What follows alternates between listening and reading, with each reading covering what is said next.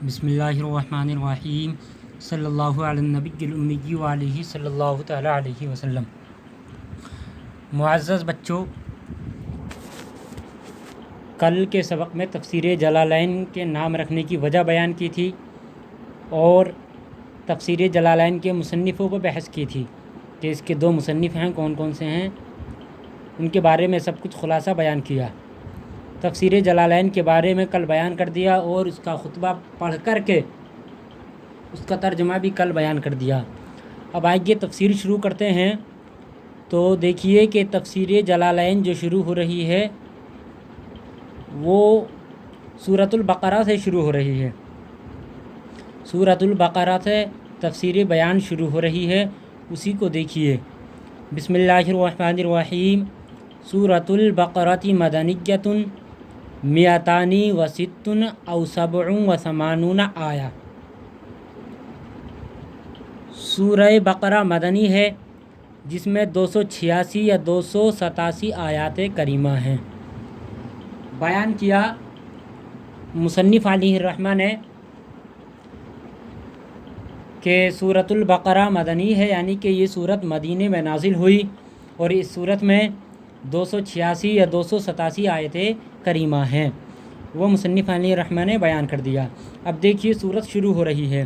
بسم اللہ الرحمن الرحیم، اللہ کے نام سے شروع جو نہایت مہربان رحم والا ہے۔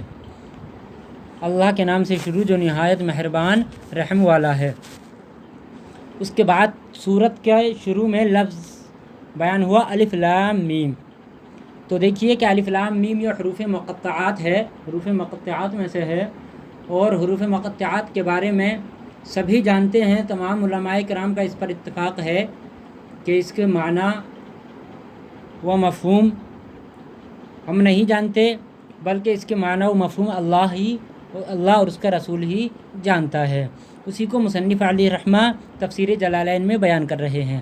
الف لام میم اللہ اعلم بمرادہ، اس کی مراد کو اللہ تعالیٰ ہی زیادہ جانتا ہے۔ یہ مصنف علیہ الرحمہ نے الف لام میم کی تفسیر کی، اللہ اعلم بمرادہ، اس کی مراد کو اللہ تعالیٰ ہی زیادہ جانتا ہے۔ اس کے بعد دیکھیے الف لام میم کے بعد لفظ آ رہا ہے ذالکہ۔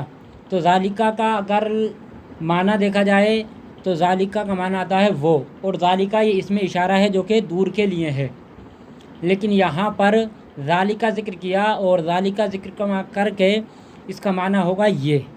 اب وہ کیوں یہ اس طرح ہے تو اس کی تفسیر انشاءاللہ میں بعد میں بتاؤں گا۔ دیکھیے ذالکہ یہ اس کی تفسیر کر رہے ہیں ذالکہ کی، ای ھذا الکتاب، یعنی یہ کتاب، ذالک الکتاب یہ کتاب، الذی یقرأہ محمد صلی اللہ علیہ وسلم، جس کو محمد صلی اللہ علیہ وسلم پڑھتے ہیں۔ کون سی کتاب؟ وہ کتاب تفسیر کر رہے ہیں ذالک الکتاب کی، یہ کتاب یعنی کہ وہ کتاب جس کو نبی کریم صلی اللہ تعالی علیہ وسلم پڑھتے ہیں۔ لا ریب،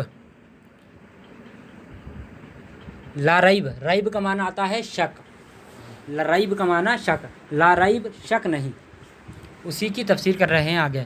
شک فیہ، اس میں کوئی شک نہیں، انہ من عند اللہ، کس میں شک نہیں؟ اس کتاب میں کوئی شک نہیں، انہ من عند اللہ، کہ یہ اللہ کے پاس سے ہے، یہ کتاب جو ہے اللہ کی طرف سے نازل کی گئی ہے، وہی کہہ رہے ہیں۔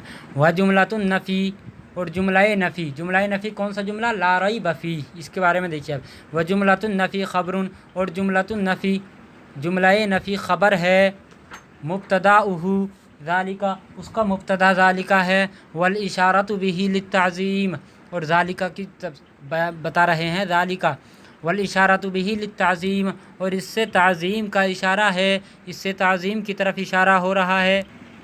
جی دیکھیے تو یہاں تک ہو گیا ترجمہ۔ اب اس کے بعد دیکھیے اللہ اعلم بمرادہ، مصنف علیہ الرحمہ نے حروف مقطعات کی تفسیر میں یہ ذکر کیا، کیا؟ اللہ اعلم بمرادہ، کہ اللہ تعالیٰ ہی اس کی مراد کو زیادہ جانتا ہے۔ تو مصنف علیہ الرحمہ نے اس کی تفسیر اس سے کیوں کی؟ تو اس لیے کی کہ دیکھیے علماء شوافع کے نزدیک کیا ہے، علماء شوافع کے نزدیک یہ ہے کہ علماء راسخین علماء راسخین بھی مقطعات کا علم رکھتے ہیں مگر بطور ظن رکھتے ہیں۔ یہ علماء شافعی یعنی کہ جو شوافع علماء کرام ہیں وہ کہتے ہیں کہ علماء راسخین مقطعات کا علم رکھتے ہیں مگر بطور ظن رکھتے ہیں، ان کا یہ کہنا ہے۔ اس کے باوجود کہتے ہیں کہ حروف مقطعات کا علم تو ہے علماء راسخین کو بطور ظن ہے، لیکن یقینی جو علم ہے وہ رب تبارک و تعالیٰ کو ہی ہے۔ اس لیے مصنف علیہ الرحمہ نے یہاں پر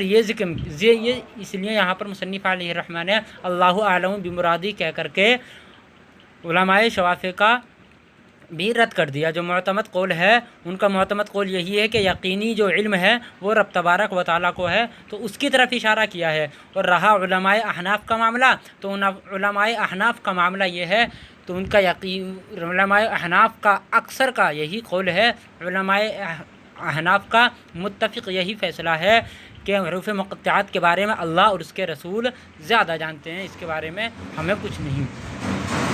یہ علماء احناف نے کہا۔ تو دیکھیے یہ ہو گئی اللہ اعلم بمرادی کی تفسیر۔ لیکن اللہ اعلم بمرادی کہا تو یہاں پر ایک اعتراض اور ہو سکتا ہے، ایک اشکال اور ہو سکتا ہے۔ وہ کیا ہے؟ وہ یہ ہے کہ اللہ اعلم بمرادی، اعلم کا جو لفظ استعمال کیا تو یہ اس میں تفضیل ہے، اور آپ جانتے ہیں کہ اس میں تفضیل جب ذکر کیا جاتا ہے، اس میں تفضیل جب استعمال کیا جاتا ہے تو اس میں تفضیل دو چیزوں کو چاہتا ہے، ایک تو مفضل کو اور ایک مفضل علیہ کو، یعنی کہ ایک وہ کہ جس کو فضیلت دی گئی ہے اور ایک وہ جس پر فضیلت دی گئی ہے، ایک وہ جس کو فضیلت دی گئی ہے اور ایک وہ جس سے فضیلت دی گئی ہے۔ تو اس میں تفضیل دو چیزوں کو چاہتا ہے۔ تو یہاں پر دیکھیے مفضل تو موجود ہے، یعنی کہ جس کو فضیلت دی گئی رب تبارک و تعالیٰ کو فضیلت دی گئی، لیکن مفضل علیہ جس سے فضیلت دی گئی وہ یہاں پر ذکر نہیں ہے۔ یہ اعتراض ہو سکتا ہے، تو سنیے اس کا جواب دیکھو۔ اس کا جواب یہ آئے گا کہ اس میں تفضیل کا استعمال جو ہوتا ہے وہ تین طریقوں سے ہوتا ہے۔ اس میں تفضیل کا استعمال تین طریقوں سے ہوتا ہے۔ کیا؟ یا تو اس کا استعمال من کے ساتھ ہوگا، یا الف لام کے ساتھ ہوگا، یا اضافت کے ساتھ ہوگا۔ اس میں تفضیل کا استعمال تین طریقوں سے ہوگا، یا تو من کے ساتھ ہوگا، یا الف لام کے ساتھ ہوگا، یا اضافت کے ساتھ ہوگا۔ اور یہاں پر جو ذکر ہے، یہاں پر جو مذکور ہے، تو یہ کوئی بھی طریقے سے نہیں ہے، ان تینوں طریقوں سے خالی ہے۔ حالانکہ اس میں تفضیل ان تینوں طریقوں سے خالی ہے، تینوں طریقوں سے، جو تین طریقے ذکر کیے کہ تین طریقوں سے ہوگا، یا تو من کے طریقے سے ہوگا، یا الف لام کے طریقے سے، یا اضافت کے طریقے سے، لیکن یہاں پر ان تینوں طریقوں سے خالی ہے۔ تو کیا یہ جائز نہیں ہے؟ تو سنیے اس کا جواب یہ ہے کہ اس میں تفضیل میں کبھی معنی تفضیل ملحوظ نہیں ہوتا، اس میں تفضیل میں کبھی معنی تفضیل ملحوظ نہیں ہوتا، معنی تفضیل ملحوظ نہیں ہوتا۔ اور اس وقت اس میں تفضیل کا استعمال تینوں طریقوں سے خالی ہونا بھی جائز ہے۔ جو تین طریقوں پر بیان کیے کہ اس میں تفضیل تین طریقوں سے ہوتا ہے، یا تو من کے ذریعے، الف لام کے ذریعے، اضافت کے ذریعے۔ تو جب اس میں تفضیل میں معنی تفضیل ملحوظ نہیں ہو، معنی تفضیل ملحوظ نہیں ہو، اس وقت اس میں تفضیل کا استعمال تینوں طریقوں سے خالی ہونا بھی جائز ہو جائے گا۔ اسی وجہ سے یہاں پر ان تین طریقوں سے خالی ہو گیا۔ اور قرآن پاک میں جیسے کہ دوسری جگہ ارشاد ہوا وَبُعُولَتُهُنَّ أَحَقُّ بِرَدِّهِنَّ، یہاں پر دیکھو ذکر کیا اس میں تفضیل کا استعمال، احق اس میں تفضیل ہے، یہاں پر اس میں تفضیل کا استعمال ہوا لیکن تینوں طریقوں سے خالی ہے، اسی طریقے سے یہاں پر بھی خالی ہے۔ یہ تو ہو گیا اللہ اعلم بمرادی۔ اب دیکھیے اس کے بعد تشریح کر رہے ہیں کہ ذالکہ، تو ذالکہ اس میں اشارہ ہے، سبھی جانتے ہیں، لیکن یہ اس میں اشارہ جو ہے، سوال یہ ہوتا ہے یہاں پر، اعتراض یہ ہوتا ہے کہ اس میں اشارہ جو ہے یہ بعید کے لیے آتا ہے عام طور پر، یعنی کہ جو چیز دور ہوتی ہے، جو مشار الیہ دور ہوتا ہے، اس مشار الیہ کے لیے اس میں اشارہ کو لایا جاتا ہے۔ لیکن یہاں پر مشار الیہ جس کی طرف اشارہ کیا جا رہا ہے قرآن کریم کی طرف، تو قرآن کریم پاس میں ہے، نزدیک ہے، اس کے باوجود بعید والا اس میں اشارہ لے کر کے آئے، یہ اعتراض ہے۔ تو سنیے اس کا جواب، سنیے اس کا جواب یہ ہوگا، اس کا جواب سنیے، اس کا جواب یہ ہوگا کہ اس میں اشارہ واقعی یہ دور کے لیے ہیں، لیکن کبھی کبھی ایسا ہوتا ہے کہ کوئی چیز دیکھنے کے اعتبار سے، ماحول کے اعتبار سے پاس ہو، نزدیک ہو، لیکن وہ مرتبے کے اعتبار سے، رتبے کے اعتبار سے بلند و بالا ہوتی ہے۔ اس بلند و بالا ہونے کی وجہ سے، اس مرتبے میں بلند و بالا ہونے کی وجہ سے، رتبہ اعلیٰ ہونے کی وجہ سے اس کے لیے دور کا اس میں اشارہ ذکر کر دیا جاتا ہے، ذالکہ اس میں اشارہ ذکر کر دیا جاتا ہے۔ اسی لیے یہاں پر بھی ذالکہ اس میں اشارہ لے کر کے آئے۔ کس لیے؟ قرآن کریم بہت بلند و بالا ہے، عظیم الشان کتاب ہے، اس کی عظمت کو بیان کرنے کے لیے یہاں پر بعید کا اس میں اشارہ، بعید والا اس میں اشارہ ذکر کیا۔ یہ ہو گیا ذالکہ اس میں اشارہ کی تفسیر۔ اس کے بعد دیکھیے قولہ، مصنف علیہ الرحمہ کا قول ہے من عند اللہ، مصنف علیہ الرحمہ کا جو آخر میں قول ہے کہ من عند اللہ، یعنی کہ یہ اللہ کے پاس سے ہے، قرآن کریم اللہ کے پاس سے ہے۔ تو اس کی دیکھیے یہ ایک سوال مقدر کا جواب ہے، من عند اللہ سوال مقدر کا جواب ہے۔ سوال مقدر کیا؟ جس کا حاصل کلام یہ ہے کہ ذالک الکتاب، الکتاب مفرد ہے، ذالک الکتاب میں الکتاب مفرد ہے، اور مفرد میں شک کا احتمال نہیں رہتا، مفرد میں شک کا احتمال نہیں رہتا، کیونکہ شک، ظن اور علم کا تعلق قضیے سے ہوتا ہے، شک، ظن اور علم کا تعلق قضیے سے ہوتا ہے۔ تو لا ریب فیہ کا کیا مطلب ہوگا؟ یہ سوال ہے۔ دیکھو سوال کیا ہے؟ سوال یہ ہے کہ یہاں پر لا ریب جو ذکر کیا، لا ریب ذکر کرنے کی وجہ کیا ہے؟ لا ریب ذکر کرنے کی وجہ کیا ہے؟ تو سنیے لا ریب ذکر کرنے کی وجہ یہ ہے، یہاں پر یہ اعتراض ہو رہا ہے۔ اعتراض کیا ہو رہا ہے؟ اعتراض یہ ہو رہا ہے کہ